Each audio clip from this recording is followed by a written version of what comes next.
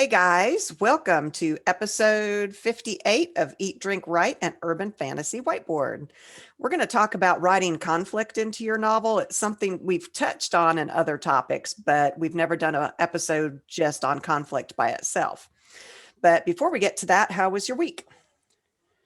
Oh, good, actually, compared to the last couple of episodes where I think I've been ragging on grad school a bit. I'm still Yeah, ragging on it, but it is better these days. I have somewhat, I guess, not improved communication with my PI, but have done even more work than I was doing, which is satisfying to her, I guess. I don't know. But because I'm also working so much, and that makes me sad, I write a lot and have continued that trend. So Louis and Delaney book 2 is now up to 15,000 words.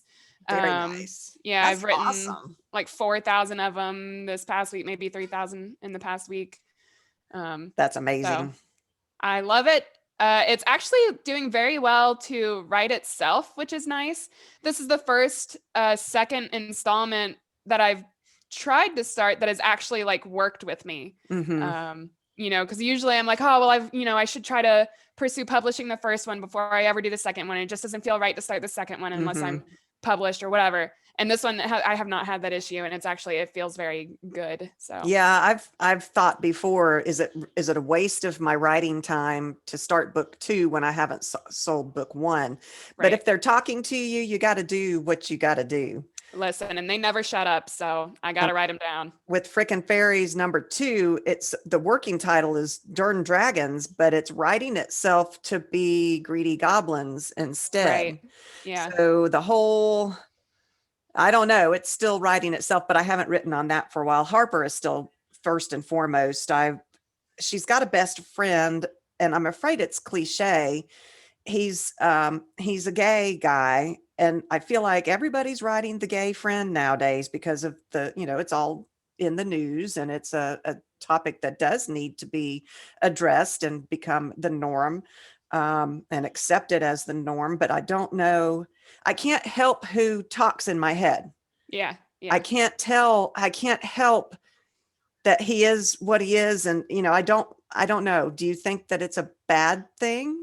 I I don't. I was actually going to say that I don't think you should think of the gay best friend as a fad. I think it is just a character. And the fact that he's gay is like, oh, cool, he's gay, whatever. Yeah, it has Uh, nothing to do with anything, but right. his part of his conversations in my head are his antics with his lovers. He is he's one of those, he is a funny character. He um flits from relationship to relationship, which is part of Harper's frustration with him, but she loves him dearly, and he's so charming. Everybody loves him. Yeah. I can't, it's just what he is. It's how he is talking to me in my head, and I can't tell him, I'm sorry, you're not going to be gay, Right. because he I is. don't think you should. I don't think you should base who your characters are on, what is perceived as a fad or, because we talked about it in our diversity episode, um, just because they're like them being gay is not their character. Like they're Yeah, not, oh, the token gay character. it has nothing to do with anything. He could be heterosexual and have the same antics with his relationships. It has nothing to do with the plot or anything. It's just who he is. That's just her best friend. Right. That's just I wouldn't worry about it. I okay. think just like we said in that episode, just be aware of stereotypes and that kind of thing. Yeah, yeah. So So anyway, my week has been, I don't even know how my week has been. Today has been a crappy day. Your dad has already told me I have a potty mouth today. well, I got it from somewhere, so It's everything has been extremely challenging and difficult today. mm, I'm trying to do e-filing because that's the new thing, and my program is deciding to protect itself on some things, which means it can't be e-filed. So then it gets rejected, and it takes all this time to do it. And I have other things I need to do. It's just, today has been annoying. wow. I mean, it sounds like it. So So I'm I ready. hope you have a drink.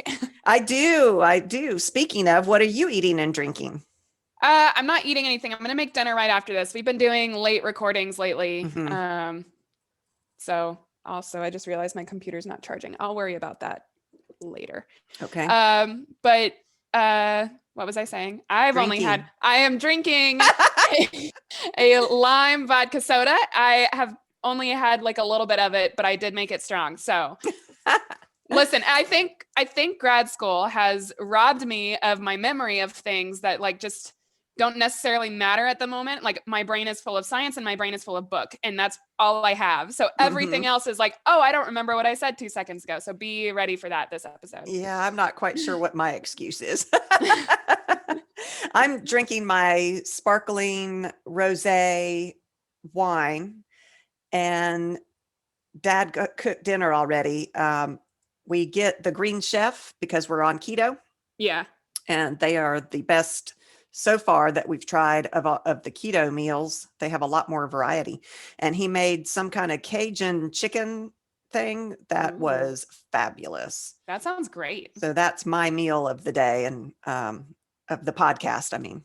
All I have is leftovers, which I mean, it's bratwurst, so it's really good. But I have been really wanting like a Cuban sandwich. So I might order. I haven't convinced myself to order yet because like I could just eat my leftovers and save money. But you know, there's that. We've been ordering out a lot. We had Waffle House last night because Riley's been wanting that. Riley seems to get her way with food. Dad and I are not very hard to persuade when it Riley's comes like, to... do you guys want food? And y'all are like, yeah, sounds good. Twist our arms. We had sushi the other night, which is not keto one bit. Yeah. Dad was good. He had his, it's taki. What do they do? That's the meats. Oh, like hibachi? Yes, he had hibachi, and I got a volcano roll and a Bubba Gump roll, and I ate them and I loved them and I was very happy. So I love sushi, and I think it just about murders me every time I eat it because I'm allergic to soy sauce or something. It does something to me. I'm pretty sure it's an allergy just because of how I like the next morning I can't open my eyes. Like it's ridiculous. I have also been craving it lately, but Sydney and I are getting it for Valentine's Day. So I'm just going to save my suffering for, oh no, I'm going to have a talk the next day. It's fine. We'll figure it out. Yeah, I guess it's on a Sunday this year, isn't it? Yeah. It's my paralegal's anniversary. They got married at the courthouse on, well, there's your kitty cat. There's kitty cat. Hi, buddy. Big old fluffy tail. Yeah. So half the time she's in court on their anniversary. This year, her daughter is doing travel cheer. She's really good. And they're going to be out of town at a cheer competition on their anniversary this year. So it's always something for her. Wow. Anyway, I've got jokes. Of course you do. Let's hear them. I tried to come up with conflict jokes and there weren't very many. So I did a conflict joke and then some February jokes because we're in February now. Good. What do you call a Sith Lord that avoids conflict? What? Darth Evader. That's a good one. All right. I am giving up alcohol for the month of February. Edit. I am giving up drinking alcohol for the month of February. Me. This is me. I claim that joke as my life motto. February is a really short month, but that's okay. We'll march on.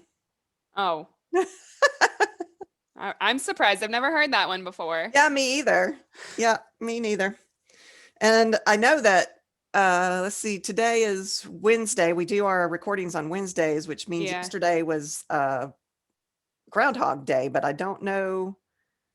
I didn't look. I thought about it yesterday, but I did a bunch of science yesterday. So my brain, it's still not working, obviously, but.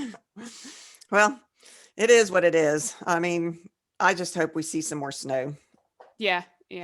Okay. So a lot of what my research came from is this article I found on masterclass.com. I use them a lot. Wow, I'm slurring my words already, and I've only had a couple sips, so I don't know. Anyway, masterclass.com, I highly recommend. They have lots and lots of really good articles, and you can actually sign up for classes and take classes that are taught by real published authors. Awesome. So a lot of this comes from that. The article was right on point with what I wanted to talk about. So what is conflict? It is a clash between two opposing forces that creates the narrative thread for a story. Conflict occurs when the main character struggles with either an external conflict or an internal conflict. It's a literary device characterized by a struggle between two opposing forces. Conflict provides crucial tension in any story and is used to drive the narrative forward. It is often used to reveal a deeper meaning in a narrative while highlighting characters' motivations, values, and weaknesses. Yeah, I like that definition. First of all, it's very thorough. It brings in a lot about what conflict is supposed to kind of bring to a story. But specifically, it brings in the idea of tension, which I think is the whole point of conflict. So I just really enjoyed that definition. Yeah. And what it said in the first definition was that conflicts can be either internal or external. Yeah. And I think honestly, like both should probably. Oh, y'all, you're going to really enjoy our sorry in advance. Our podcast this week. Arguably, both should be in a story. I think both should be included. Yeah. I was drinking. Sorry. Yeah. So types of conflict. You have it's a lot of character versus. When you think in terms of the conflict. So character versus self. Obviously, this is the internal conflict that we were talking about. It could be the struggle to do the quote right thing. It could be their morality that is causing the conflict. They want this thing, but it's, you can't get it with following the rules. Do you break the rules to get what you want? It can be a choice between things. Like, do you have to choose between your friends and your goal? I mean, I still remember Spider-Man, where that scene in the very first comic book and movies, I think all the remakes may have had something similar, where he had to choose between saving his girlfriend and saving the busload of people. Right. That is a huge internal conflict, and there is no way he can do both, at least the way they set that story up. Right. And so we as the reader or the watcher, depending on how you saw that scene, we're struggling. We're like, oh my God, what's he going to do? That creates tension in us, and it keeps us turning those pages. Yeah, I agree. I think decisions are a big part in this type of conflict. I'm actually reading a series right now, an urban fantasy series, the Jill Kismet series by Lilith St. Crow, I believe. There are 6 books in it. It's decent. But the character has, and so the whole reason I started this series was because one of my favorite authors, Shannon McGuire, recommended this series based on book 5. And she said the way that book 5 ended was insane, and I hope you have book 6 ready. And that was enough to make me curious about what happens at the end of book 5. So I just actually got to the end of book 5 last night. And it was a big thing. It was a huge thing, and it involved character choice, and it was very interesting, and I'm curious to see where it goes with the next book based on what happened. But it was this moral conflict choice that the main character made, and I was like, oh, I see what just happened here, and it has huge implications for what is going to happen in the next book. So I mean, think of it was Lord of the Rings, where Frodo, the ring bearer, it can be any kind of choice. In the one scene where the dwarf wants him to go under the mountain because his family is there, and that Gandalf doesn't want him to do that, and Frodo has to make the choice as the ring bearer. There are all kinds of choices that Frodo has to make throughout that book. Excellent conflict, and those choices lead to later tension. So that's good. Then you have character versus character, which I think may be the most common. I don't know. Yeah. One character's needs or wants are at odds with another's. It can be a physical conflict where it's an actual fist fight. I watched that pirate show, The Black Sails, and one of my favorite parts was the girl fight in it, because it was a real fight. They didn't do the slapping, pulling the hair thing like you see so often. It was a true, fist fight. Yeah. And that was awesome. Yeah. So that was an actual physical conflict, but it can be a mental conflict as well, like strategy and outsmarting your opponent. Yeah, definitely. Like you said, I think this one is probably one of the most common and easy to pick out conflicts in a story.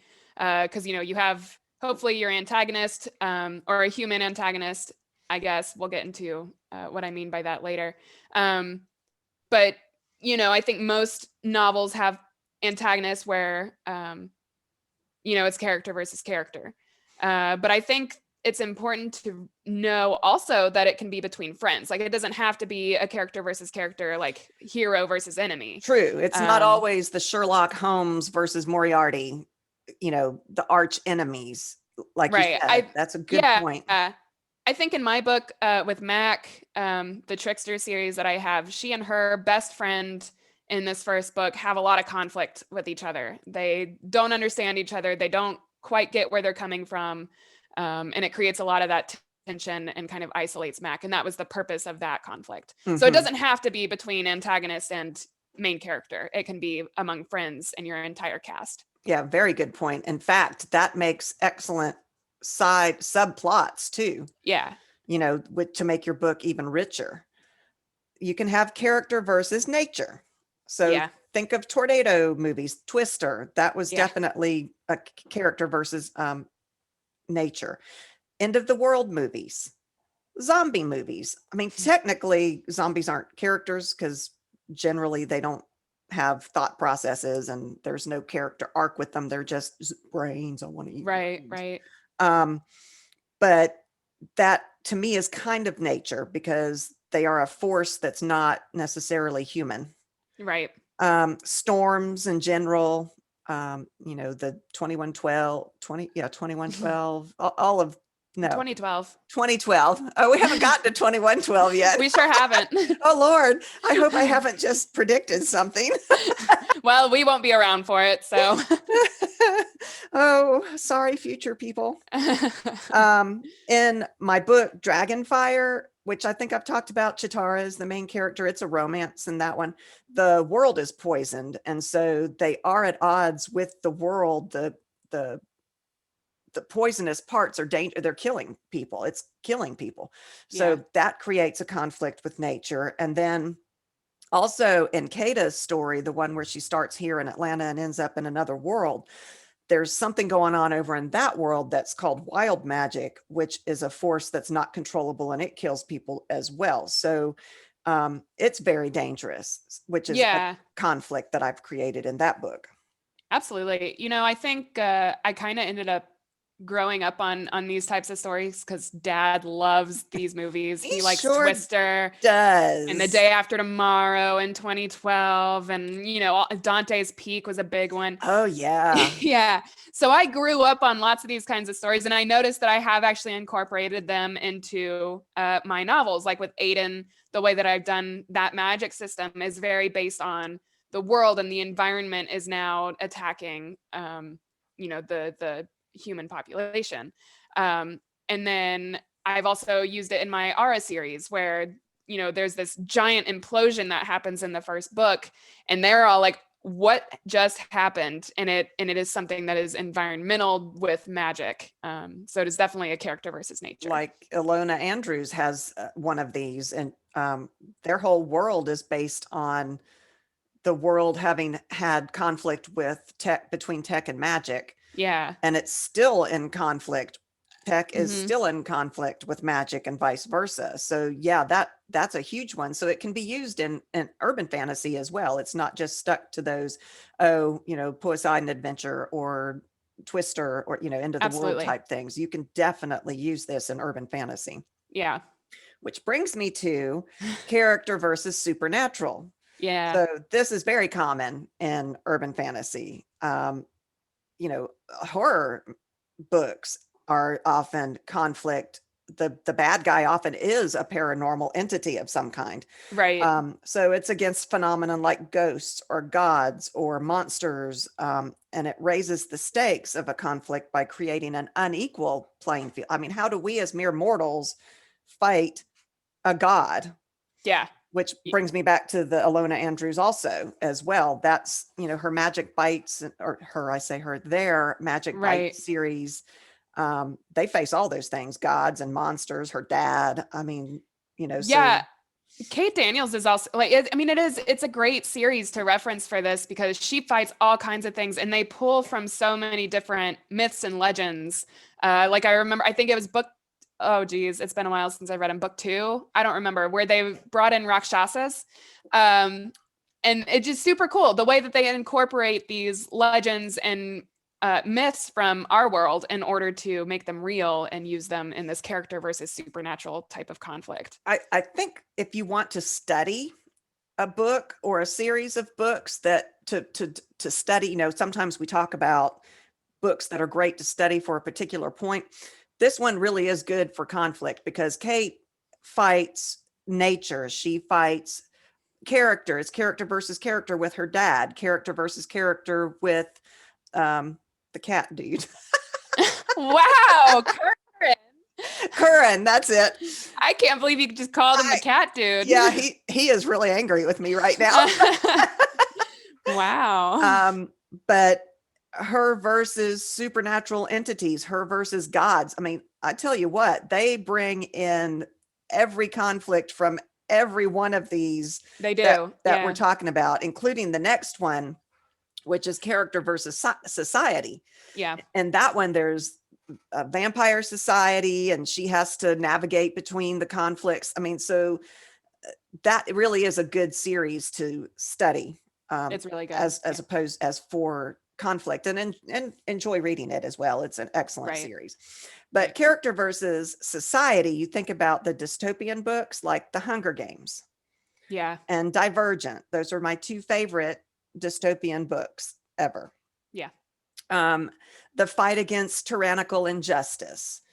And you think about diversity in today's world. We did that episode on diversity. But the norm as to society versus what people really are, the discrimination, and in an urban fantasy, it might be people with magic are looked down on. Right. They're broken somehow. There's something wrong with them. They're feared. So that is a great way to introduce conflict into a book. Yeah, I think I agree with that. I think the fight for injustice is a big point for this type of conflict because then it's I feel like it becomes like not a revolution, but like a fight for the greater good. And I think that definitely has a place in a lot of novels. And that connects to your reader as well. Your reader understands injustice. We've all faced injustice, whether it's because we're women or because we're gay or because we're not in a position of wealth, or we've all faced injustice, so we can all relate for that fight to break out of a system of injustice. Right. So how do we create this conflict? We've talked about the types, that kind of thing, but how do we do it? The first thing that I would recommend is that you think about what your character's goals are, not just your main character, but all of your characters. Yeah. And then how can you throw rocks at that goal? How can you prevent that goal from coming to fruition? Thwart your character. Yeah, there's this quote that I actually always hear or see, I guess. And I can't remember where I got it from. I think I saw it on Pinterest. I don't remember, but it's like, ask yourself, what does your character want? Now, how can you keep them from getting it? Yes. And I think that's a very strong base for conflict in your story. Definitely. Have your characters fail. If it's easy, there isn't any conflict to drive the plot. Right. So, and it also gives the reader an, oh no, what are they going to do now? Type moment, which keeps. I love those moments. Yeah. Yeah. Those are good moments. Your readers. Okay. So listen, I love to see characters fail. It's like one of my favorite things maybe that makes me kind of sadistic. I do it to my own characters. We want to see what they're made of. Like, what do they do with that failure? How do they get back up? To me, it makes them more lovable, or if they're a bad human being, then at least interesting. Yeah. I mean, we can all relate to failure too. That's another thing.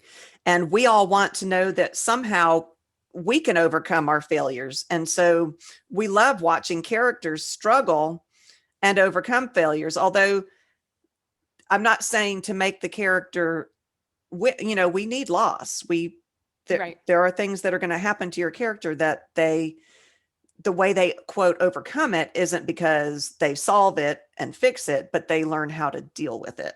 Right. Right. Which is something we all as humans need to learn how to do. We're all going to face failures and defeat that we can't fix, and we have Absolutely. to learn how to deal with it and move Yeah. on. Yeah. Opinions. Make it clear what the opinions of all your characters are through dialogue, through actions, and then putting two people together that have opposing opinions is a great way to make conflict. Yeah. What better way to create drama than to have two characters that the reader knows don't agree with each other having to work together? I love reading those too. Like I love seeing, like, especially when they're forced to work together for whatever reason. It's like, oh, these two characters got stuck in a room together and now they have to work together in order to get in. Like, and it's just the most amazing thing. And they hate each other because they don't agree with the same, ideals or whatever. I think it's great. Your dad has always come up with a saying, and I don't know if it's from a movie or what, but he's like, when they don't agree, chain them together and make them work it out. Wow. Yeah. And I don't know where he got that from, but it's a great idea. They'll either kill each other or they will work it out. Well, and that's fun to read because there is that conflict there. Yes. Yeah. And especially if you make both of the characters likable. Yeah. What if your reader likes both of them? Yeah. Then that's even more fun. Right. Yeah, if your reader likes both of them, it creates tension when they disagree, especially when they disagree, it can create all kinds of fireworks and the reader can see it coming. It also helps for the reader to understand the viewpoint of all the different opinions. Right. So I know why he's thinking that way because this happened in his past that we've learned through the telling of this book. You do see this a lot of times in romance novels. Yeah, and it's also like very frustrating, but also that much sweeter when they work it out in the end or whatever. But yeah, I think you're right. I think make your reader want both of their goals to come to fruition. Make their opinions correct, like both of them or all of them, whatever, even if there is disagreement. And I love reading as I'm reading, going, how are they going to work this out? How is this going to work out where everybody is happy? Like in a romance novel, it's going to be a happily ever after. And so you're reading it going, how is this ever going to be a happily ever after? They hate each other's guts right now. Right. Daddy says, just chain them together and they'll work it out.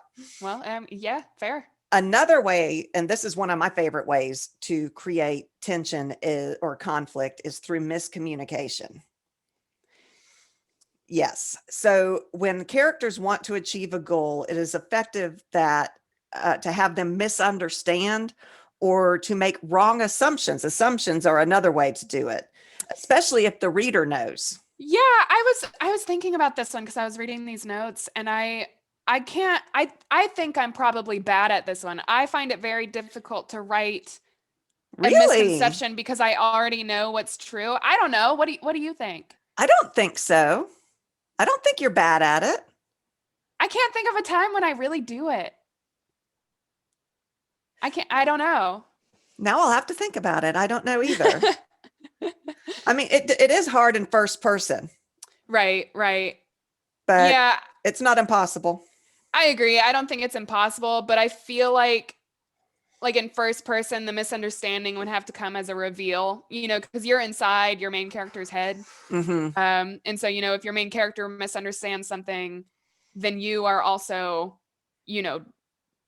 theoretically misunderstanding it because you're going through this journey with the main character. But you can do it by having chapters from different points of view as well. Right, which I do in Louis and Delaney, which thinking about that, they both definitely have misconceptions about the other and that kind of thing. So yeah, I mean, fair point. So that's an example. Right. I mean, Louis And screwed up, so the she just, cop in that one has misconceptions about magic and things from the beginning. oh, that's true. So yeah, to me, I think that is a great way to get across conflict is miscommunication. And it drives me crazy in the romance novels because I'm like, if they would just talk to each other about what they're Yeah. thinking, there would be no, but then there'd be no book. No, that's fair enough. I'm actually doing that right now with Louis and Delaney. It's always been set up to be not necessarily a romance, but like an LGBT kind of positive story. And I am definitely using the miscommunication aspect right now. So I love it. You can also raise the stakes, which I think we've talked about this in several episodes. yeah. Add a time limit. Yes. Yeah. Also make that time limit force a decision for your characters. You know, if there's a big decision that your character has to make, put a time limit on that and make them make that choice. Yeah, don't let them have the time to think about it and talk to other people. You know, they have to make it right now. Right. And then add a consequence. Yeah. You know? You know, only if you're really mean, which we all are. So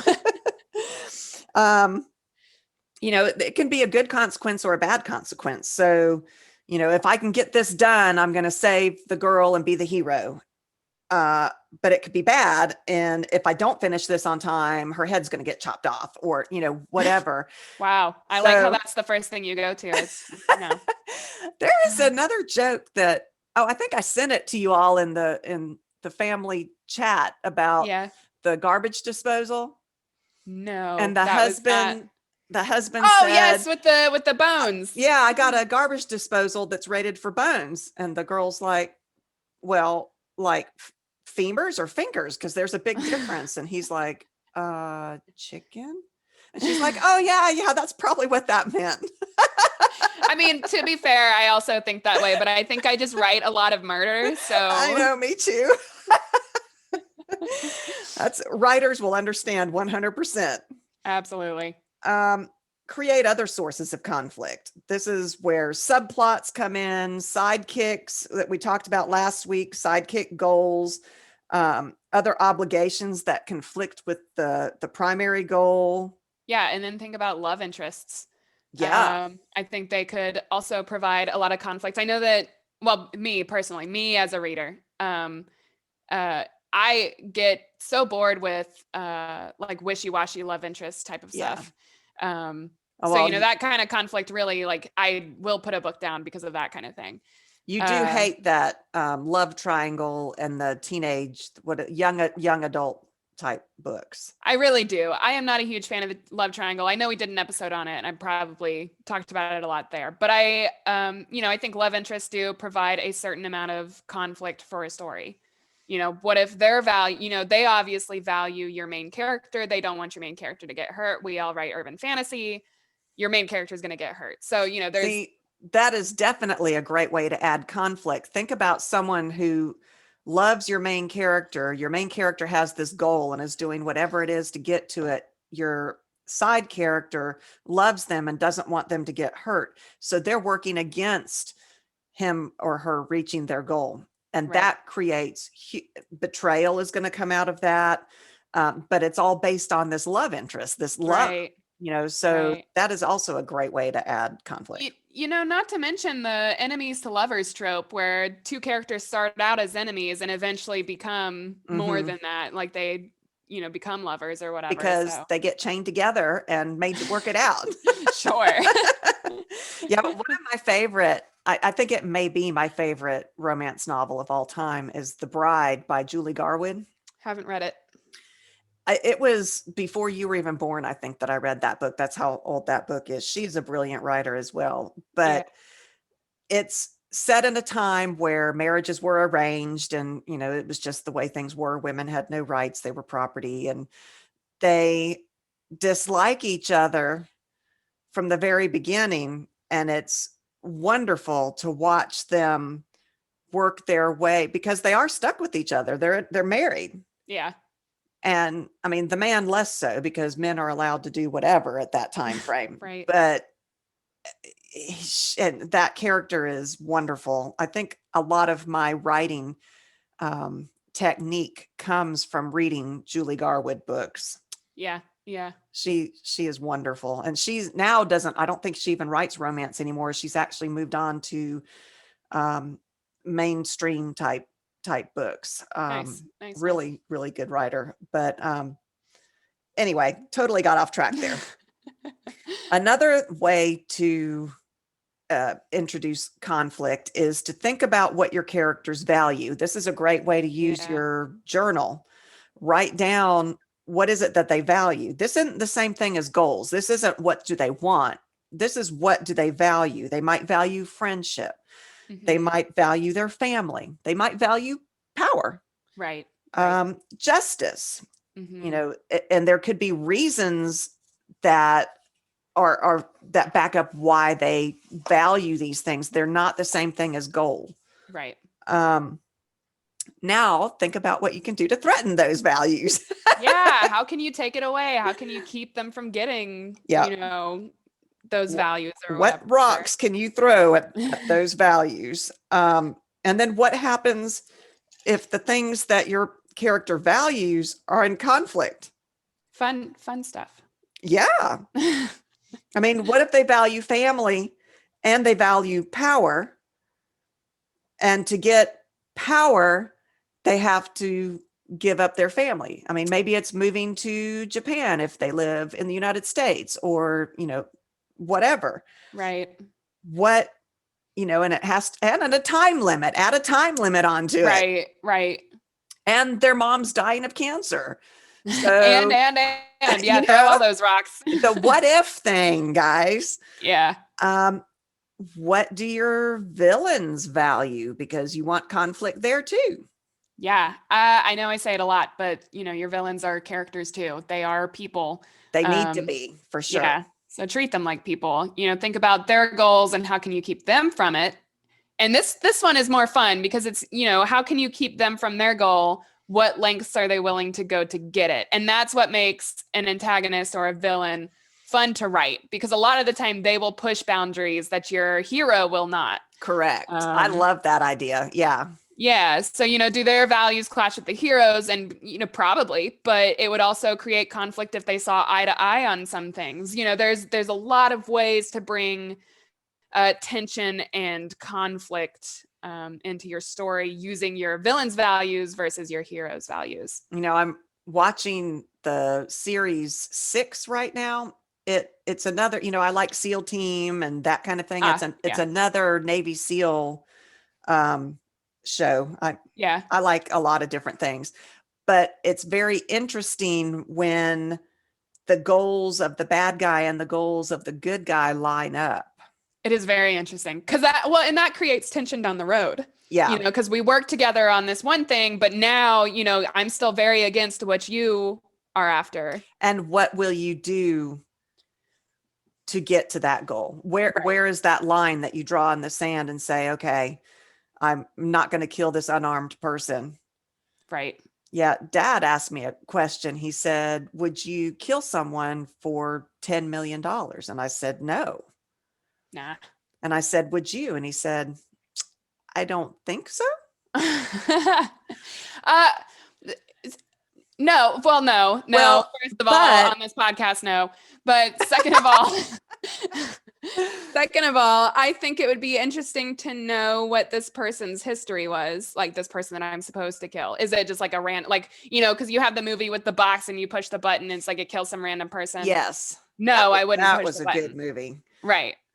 But I mean, and I don't think I could ever do it only for money, but if you were in danger or if my family was in danger, then of course, I mean, I would hate it and I would vomit and I would, you know, probably be damaged for the rest of my life, more damaged than I already am. I mean, but not just money is not there is no value to put on a human life. I couldn't do that. Yeah, no, I agree. But that was an interesting question, you know, and in the conflict era that we're talking about here, it's not an era, the conflict realm, whatever.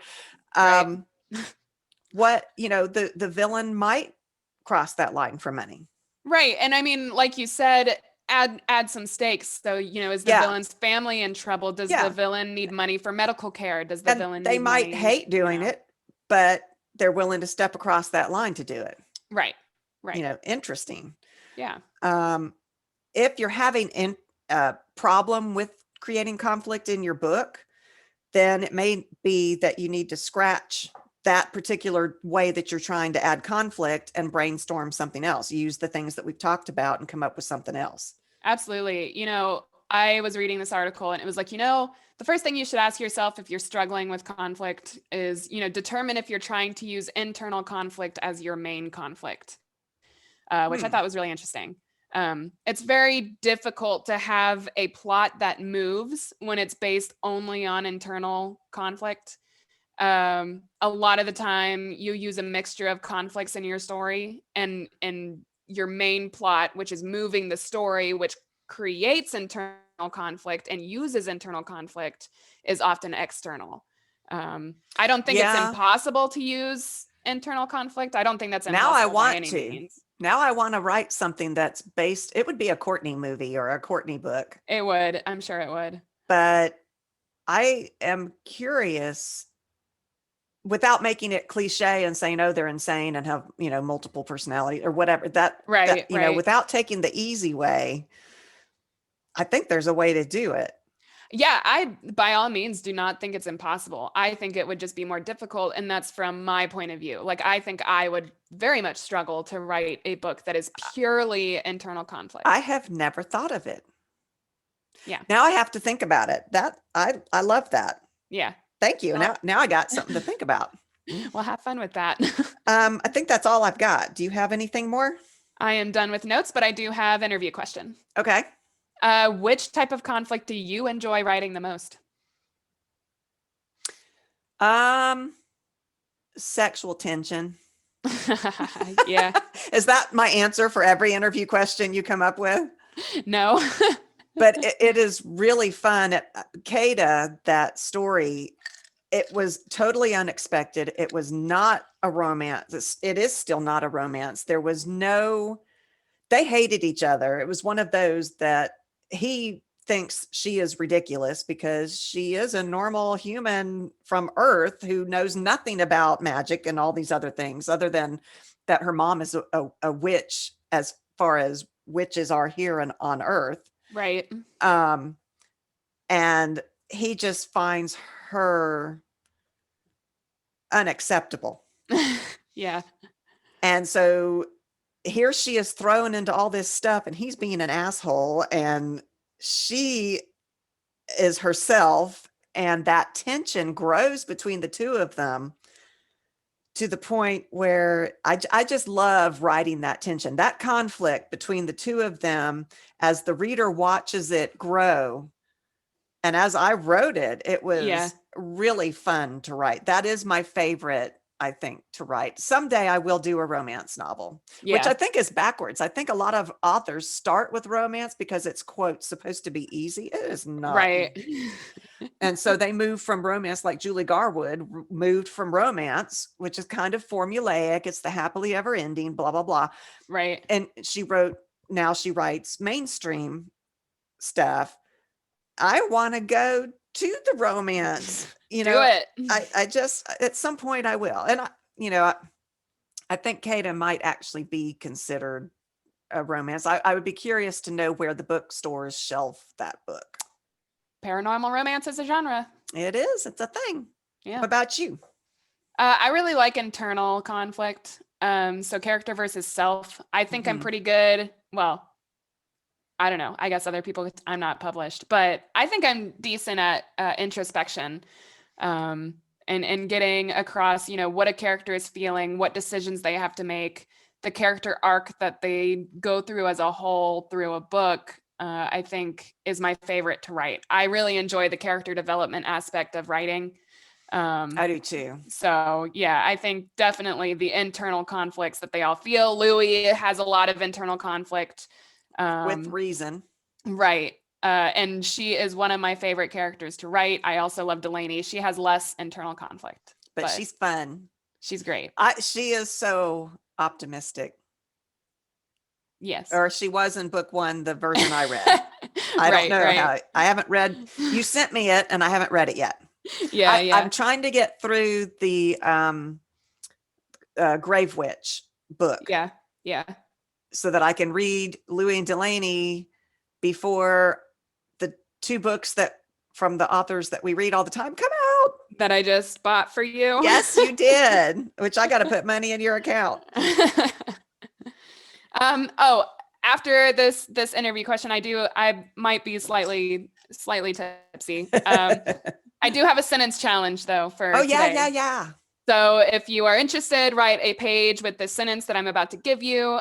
If you want it to be read eventually someday on a mini episode, then send it in to our email at eat.drink.write.podcast@gmail.com. Yes. And today's sentence is actually a bit of dialogue. I think I've done that before. So quote, well, if you ask me, that's a conflict of interest, end quote. Like it. Yep. So yeah, I'm very excited. Jen, our patron, has sent us several. I'm very excited to read. And they're so good. They are good. And we need other people to send stuff in too. Yeah. And I guess you and I need to actually write some as well. I do. When I sit down to write, I often go to Louis and Delaney. So it's very hard to be like, yes, I want to write a page for this sentence. I am at the point where I want to write Harper so bad it's not even funny. She is really, really talking. I've got the pictures. You know me, I always do pictures first. That helps spark my brain onto what they look like. So which helps me with their personalities for some reason. I don't know. Right. But I was really excited to work today on Harper. Nice. I had a brief moment, which is another reason for my frustration. It was very brief, where I was working on the characters and that kind of thing, which I love to do. I love this phase that I'm in. I just want to have more time to make it go faster. Yeah. Yeah. So, all right. Well, thank you all for listening. Please check out our website at eatdrinkwritepodcast.com. Go to our Patreon if you would like to support us. We would love for you to support us. It is Patreon, patreon.com/EDW. Yeah. You can find our email. You can contact us that way. We also wow, have links to our social media there on our website. So just pretty much the place to go to find us is on our website. We got links to everything there. And we look forward to hearing from you to tell us more ideas. Jen has been great at giving us topics. Yes. We would love to hear what you all want us to talk about. I love that we are unpublished. Well, I don't love that we're unpublished. I love that we are at a level of all of you listening. Well, not all of you, because some of you may be published. I am rambling. You sure are. Okay, I'm going to be quiet now. Anyway, tell us what you want and we'll do it, okay? Basically, thank you for listening to us. We enjoy it. All right, see y'all next week. Bye, guys.